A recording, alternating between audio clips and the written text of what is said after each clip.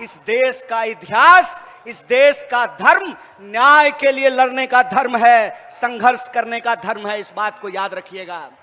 इसीलिए आज जब हम ये वोटर अधिकार यात्रा कर रहे हैं, नेता प्रतिपक्ष राहुल गांधी जी, पूरा का पूरा महागठबंधन, कांग्रेस के आदरणीय अध्यक्ष श्री मल्लिकार्जुन खड़गे जी, आरजेडी की तरफ से नेता प्रतिपक्ष तेजस्वी जी, सीपीआई के लीडर, सीपीआईएम के लीडर, सीपीआईएमएल के लीडर, महागठबंधन के एक एक साथी, वीआईपी पार्टी के मुकेश सहनी जी, ये सब लोग मिलकर के जो यह वोटर अधिकार यात्रा निकाल रहे हैं, इसके बारे में एक बात याद रखिएगा। ये यात्रा सरकार बनाने की यात्रा नहीं, ये यात्रा मताधिकार को बचाने की यात्रा है। इस बात को याद रखिएगा। बताइए, लोकतंत्र का आधार क्या होता है? लोकतंत्र का आधार यह होता है कि राजा का बेटा राजा नहीं बनेगा, चाहे वो किसी का बेटा बेटी हो, उसको जनता की अदालत में जाना पड़ेगा। अपनी कुर्सी से उतर करके, महलों से भी निकल करके, झोपड़ियों से भी निकल करके, गलियों से निकल करके, खेतों खलिहानों दफ्तरों से निकल करके इस देश की जनता के सामने हाथ जोड़ना पड़ेगा, उनसे वोट मांगना पड़ेगा। इसीलिए ये राजा का राज नहीं है, ये वोट का अधिकार है, ये वोट का राज है, ये उस वोट के अधिकार को बचाने की लड़ाई है। एक बात बताइए, अभी हमने स्वतंत्रता दिवस मनाई, स्वतंत्रता आंदोलन किया, देश को आजादी मिली और हर 15 अगस्त को हम लोग आजादी का जश्न मनाते हैं। क्या होता है आजादी का मतलब? आजादी का मतलब यह होता है कि जनता आपस में बराबर होगी। कौन किसके पेट से पैदा लिया, किसका घर कितना बड़ा है, किसके पास कितनी लंबी गाड़ी है, किसके खाते में कितना पैसा है, कौन मोटा मोटा सोना का चेन पहना है, कौन बढ़िया जूता पहना है, किसके पास सिल्क का शर्ट है, ये नहीं देखा जाएगा। डॉक्टर बाबा साहब भीमराव अंबेडकर के संविधान में यह सुनिश्चित किया गया कि चाहे जूता सिलने वाला हो या जूता कंपनी का मालिक हो, चाहे साइकिल पे चलने वाला हो या हेलीकॉप्टर पे उड़ने वाला हो, सबका वोट बराबर होगा। बोलिए, महिला और पुरुष का वोट बराबर होता है कि नहीं होता है? दलित और ब्राह्मण का वोट बराबर होता है कि नहीं होता है? हिंदू और मुसलमान का वोट बराबर होता है कि नहीं होता है? सिपाही जी, मुस्कुरा रहे हैं आप, बताइए, कांस्टेबल का वोट, सिपाही का वोट और डीजीपी का वोट बराबर होता है कि नहीं होता है? बराबर होता है ना? किसान का वोट और मजदूर का वोट बराबर होता है कि नहीं होता है? महिला और पुरुष का वोट बराबर होता है। इसी को कहते हैं वोट का राज।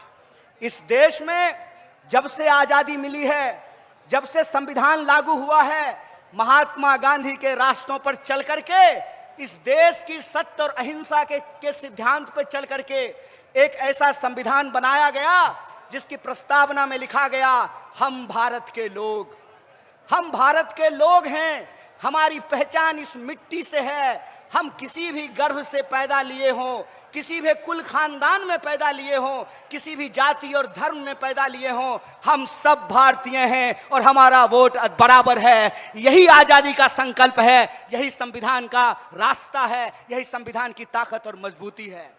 आप बताइए कि जब वोट की चोरी होने लगेगी, जब जनता के मताधिकार का चोरी होने लगेगा, तो आजादी बचेगी? बचेगी आजादी? बचेगा लोकतंत्र? सुनेगा गरीब का कोई बात? किसान सर उठा करके चल पाएंगे? मजदूर सर उठा करके चल पाएंगे? दरोगा एसपी से सवाल पूछ पाएगा? सिपाही डीजीपी से सवाल पूछ पाएगा? जनता नेता से सवाल पूछ पाएगी? नहीं पूछ पाएगी। इसीलिए याद रखिएगा, यह लड़ाई डेमोक्रेसी को बचाने की लड़ाई है। यह लड़ाई किसी को मुख्यमंत्री या प्रधानमंत्री बनाने की लड़ाई नहीं है। यह लड़ाई हमारे अपने अधिकार को बचाने की लड़ाई है, जो अधिकार हमको इस देश के बलिदानियों ने दिया है, इस देश की आजादी के लिए जिन्होंने जान गंवाया है। बताइए, किन्होंने जान गंवाई? इस देश के लिए हिंदुओं ने जान गंवाई, मुसलमानों ने जान गंवाई, दलितों ने जान गंवाई, पिछड़ों ने जान गंवाई, आदिवासियों ने जान गंवाई, महिलाओं ने जान गंवाई, पुरुषों ने जान गंवाई। इन बलिदानियों से हमको आजादी मिला है और यह जो आजादी मिली है, इस आजादी को ये लोग हमसे छीन लेना चाहते हैं। हमारे सेवक चुनने के अधिकार का, जब राजा के पेट से राजा नहीं पैदा होगा, रानी का बेटा रानी नहीं बनेगा, उस अधिकार को ये हमसे छीन लेना चाहते हैं। आप बताइए, जो आजादी आपको मिली है, उस आजादी को आप बचाना चाहते हैं कि नहीं बचाना चाहते हैं? हाथ, एक एक हाथ उठना चाहिए। आप आजादी को बचाना चाहते हैं कि नहीं बचाना चाहते हैं? आप लोकतंत्र की रक्षा करना चाहते हैं कि नहीं करना चाहते हैं? आप अपने वोट के अधिकार को बचाना चाहते हैं कि नहीं चाहते हैं? अगर आप चाहते हैं तो आपको इस नारे को बुलंद करना पड़ेगा। आज जिस तरीके से हर एजेंसी का दुरुपयोग किया जा रहा है, आज जिस तरीके से चुनाव का, ईडी का, इनकम टैक्स का, सीबीआई का, तमाम सरकारी संस्थाओं का दुरुपयोग किया जा रहा है, शासन और प्रशासन का दुरुपयोग किया जा रहा है, ताकि लोकतंत्र को समाप्त किया जा सके, लोकतंत्र का गला दबाया जा सके और इस देश में गरीबों की आवाज को दबाया जा सके। इसीलिए मैं आपसे कहता हूं कि जो गारंटी लेकर के कांग्रेस पार्टी आपके घर घर जा रही है, जो गारंटी की बात कांग्रेस अध्यक्ष मल्लिकार्जुन खड़गे जी कर रहे हैं, जिस गारंटी की बात महागठबंधन कर रहा है, जिस गारंटी की बात नेता प्रतिपक्ष दिन रात अपने भाषणों में करते हैं, सड़क से लेकर के संसद तक जिस सवाल को उठाते हैं, उस गारंटी को हम कैसे लागू करेंगे? आपने माई बहन मान योजना के बारे में सुना है?